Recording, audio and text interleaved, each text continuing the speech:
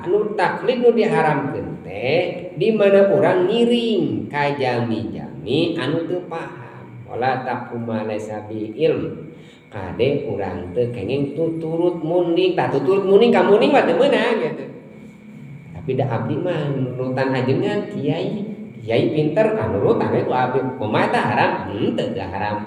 Eta mah nurutan kiai nu paham. Mun teh mah nurutan nu lain nu paham eta teu kenging.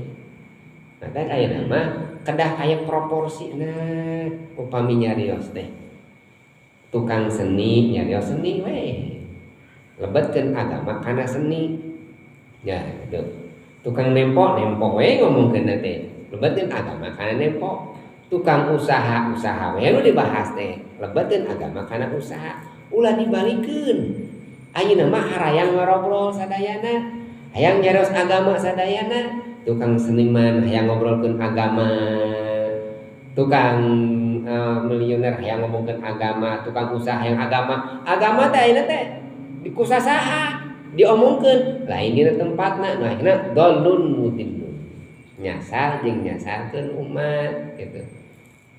Ari cek jamana kumaha darares ka hartos, ka hartos kudu bodoh mah. Sabna da teu apal teh ya, cek nu pinter, oh ieu loba salahna. Nah bener we. Karena kada apa? Anu terang kana ilmu teh jalmi nu ngartos. Gitu. Eta teu kenging lamun ngiring ka jalmi-jalmi anu teu acan paham nu teu puguh di mana masantrenna. Ujug-ujug bisa ngomong we, ujug-ujug tiasa ceramah we. Mana latar belakang kitabna? Pan teu puguh, nu penting tiasa nyarios, ulah nu penting tiasa nyarios. Tapi kedah puguh landasan kitabna di mana? Nu dicarioskeun teh.